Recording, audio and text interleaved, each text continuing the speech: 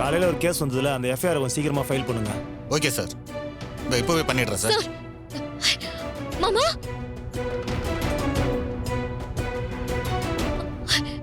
மாமா ரேவதி, நீ எதுக்காக இங்க வந்த? பாட்டி தான் உங்களை போலீஸ் அரெஸ்ட் பண்ணிட்டதா சொன்னாங்க. எதுக்கு மாமா உங்களை அரெஸ்ட் பண்ணணும்? சாரி கார்த்தி, அம்மா இப்படி பண்ணுவாங்கன்னு நான் கொஞ்சம் கூட நினைக்கல. அத்தையை பத்தி தான் உங்களுக்கு நல்லா தெரியும்ல. தோத்து போயிட்டுன்னு தெரிஞ்சா அவங்களால சும்மா இருக்க முடியாது. ஏதாவது குறுக்கு வழியை தான் தேடுவாங்க. அம்மாவுக்கு என் மேல கோவம்னா என்கிட்ட காட்ட வேண்டியதானே? எதுக்காக உங்களை நடுவுல இழுத்து விடுறாங்க? என் வாழ்க்கையை கெடுத்தது பத்தாதுன்னு இப்ப உங்க மரியாதையும் கெடுக்க பாக்குறாங்களா? நான் இதை சும்மா விட மாட்டேன் மாமா. இருங்க, நான் இன்ஸ்பெக்டர் கிட்ட பேசிட்டு வரேன். ரேவதி, அதெல்லாம் ஒண்ணு வேண்டாம், நீ அமைதியா இரு. இல்ல மாமா, நான் பேசிட்டு வரேன். ரேவதி, ரேவதி ரேவதி இல்ல, கொஞ்சம் நிதானமா இரு. இது போலீஸ் ஸ்டேஷன். யோசிக்காம கோபத்துல ஏதாவது பேசி பெரிய பிரச்சனை ஆக்கிடாத. அக்கா, மாமாவை போலீஸ் ஸ்டேஷன்ல அதுவும் லாக்அப்ல வச்சிருக்காங்க. எப்படி என்னால நார்மலா பேச முடியும்? நீ வா, அந்த இன்ஸ்பெக்டர் கிட்ட நான் பேசிக்கிறேன். Inspector sir. என்னம்மா, எதுக்கு இப்படி கத்துற? இது என்ன உங்க வீடா? Police station. கொஞ்சம் பொறுமையா பேசு. சார், நீங்க லாக்அப்ல அடைச்சு வச்சிருக்கிறது என்னோட ஹஸ்பண்ட். அவரை எதுக்கு சார் நீங்க அரெஸ்ட் பண்ணீங்க?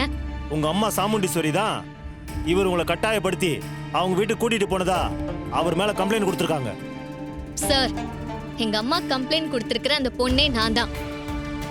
என்னை யாரும் கடத்தல. என்ன ஏமாத்தி தான் வேற ஒருத்தனுக்கு கல்யாணம் பண்ணி வைக்க எங்க அம்மா ட்ரை பண்ணாங்க. ஏமா, நீ என்ன வேணாலும் கதை சொல்லுவ, அதை நான் கேட்டுக்கிட்டு இருக்கணுமா? அதெல்லாம் எனக்கு தேவையில்லாத விஷயம். உங்க அம்மா கம்ப்ளைண்ட் கொடுத்திருக்காங்க. நாங்க சட்டப்படி எஃப்ஐஆர் போட்டு ஆக்ஷன் எடுத்திருக்கோம். என்ன சார் பேசுறீங்க நீங்க? ஏன் விருப்பத்தோட தான் என் புருஷன் கூட வந்தேன்னு நான் சொல்றேன். அவர் மேல எந்த தப்பும் இல்ல. அத புரிஞ்சுக்காம நீங்க என்னென்னமோ பேசிட்டு இருக்கீங்க. தயவு செஞ்சு அவரை ரிலீஸ் பண்ணுங்க சார். நீங்க சொல்ற மாதிரி எல்லாம் எஃப்ஐஆர் போட்ட ஒருத்தரை அவ்வளவு சீக்கிரம் ரிலீஸ் பண்ண முடியாது. உங்க அம்மா வந்து கம்ப்ளைண்ட வாபஸ் வாங்கணும்னு எழுதி தரட்டும், அப்புறம் நான் ரிலீஸ் பண்றத பத்தி யோசிக்கிறேன். என்ன சார் சொல்றீங்க? என்னோட அம்மா வந்து வாபஸ் வாங்கணுமா? பழி வாங்குற நோக்கத்தோட தான் அவங்க போய் கம்ப்ளைண்டே கொடுத்திருக்காங்க. அவங்க எப்படி சார் வந்து கம்ப்ளைண்ட வாபஸ் வாங்குவாங்க? சார், கொஞ்சம் யோசிச்சு பாருங்க சார். மேஜரான ஒரு பொண்ணு அவ சொந்த விருப்பத்துல தான் அவர் கூட வந்தன்னு சொல்லும்போது நீங்க எப்படி சார் எந்த தப்பும் பண்ணாத அவரை அரெஸ்ட் பண்ண முடியும்? இத பாருங்கம்மா, உங்க அம்மா இந்த ஊரோட பிரசிடென்ட். அவங்க கொடுத்த கம்ப்ளைண்ட்டுக்கு நாங்க மதிப்பு கொடுத்துதான் ஆகணும்.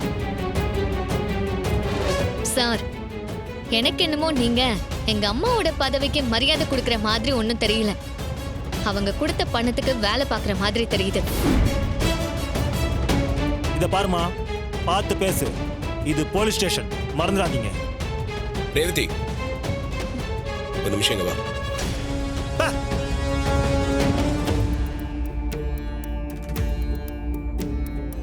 சொல்லுங்க மாமா.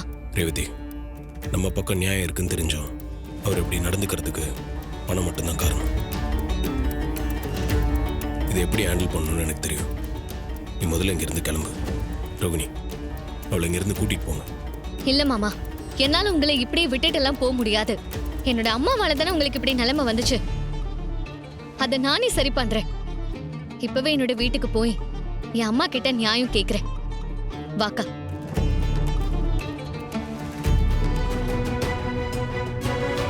மாமா, சொல்லு ரேவதி. எங்க அவளை இங்க வர சொல்லுங்க. ரேவதி, இங்க வா.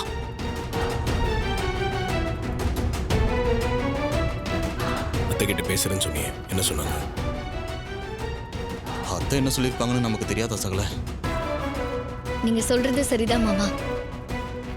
நான் அம்மா கிட்ட எவ்வளவோ பேசி பார்த்துட்டேன். அம்மா கேஸ வாபஸ் வாங்க மாட்டேன்னு சொல்லிட்டாங்க. இதுக்கு தான் அதெல்லாம் ஒன்றும் வேண்டாம்னு சொன்னோம்.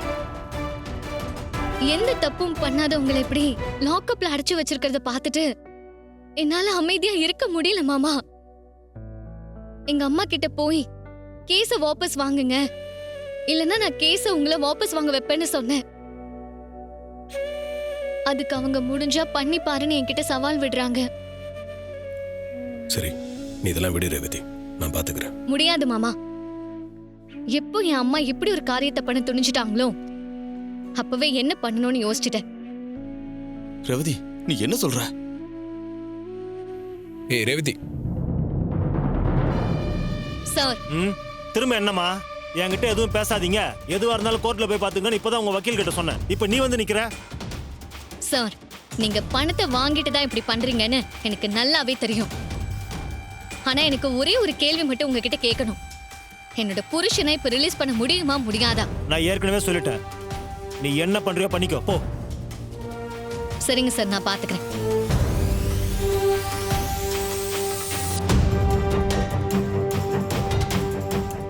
சகல நான் போய் என்னன்னு பார்க்குறேன்ப்பா.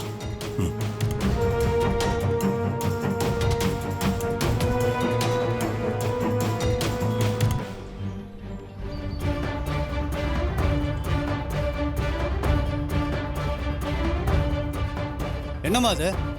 போலீஸ் ஸ்டேஷன் வாசல்ல வந்து உட்காந்துருக்க. இது என்ன பஞ்சாயத்து பண்ற இடமா? எந்திரிச்சு ஓரமா போமா.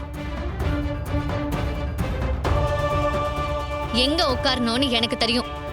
போங்க, போய் உங்க இன்ஸ்பெக்டரை கூப்பிடுங்க. சார்,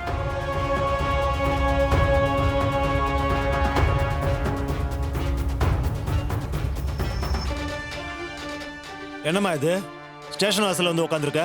சொன்னா கேட்க மாட்டியா? எந்திரிச்சு முதல்ல வீட்டுக்கு போமா. முடியாது சார். நான் எதுக்கு வீட்டுக்கு போகணும்? எந்த தப்பும் பண்ணாத என் புருஷனை அநியாயமா அரெஸ்ட் பண்ணி உள்ள அடைச்சு வச்சிருக்கீங்களே, அவரை வெளியே விடுங்க. நான் வீட்டுக்கு போறேன். ரேவதிக்கு எங்கிருந்து இவ்வளவு துணிச்சல் வந்தது? அது சரி, தான் புருஷன் கொண்டனா எப்படி அவளால தாங்கிக்க முடியும்?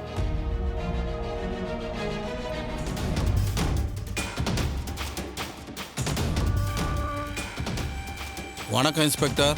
நாங்கள் இந்த ஊர் பெரியவங்க. இவங்க அத்தனை பேரும் இந்த ஊர் மக்கள். என்ன பெரியவரே, ஊரெல்லாம் திரட்டிக்கிட்டு ஸ்டேஷனுக்கு படையெடுத்து வந்திருக்கீங்க, என்ன விஷயம்? என்னது உங்களுக்கு விஷயம் தெரியாதா? கார்த்திக் தம்பி ஏன் சார் கைது பண்ணீங்க?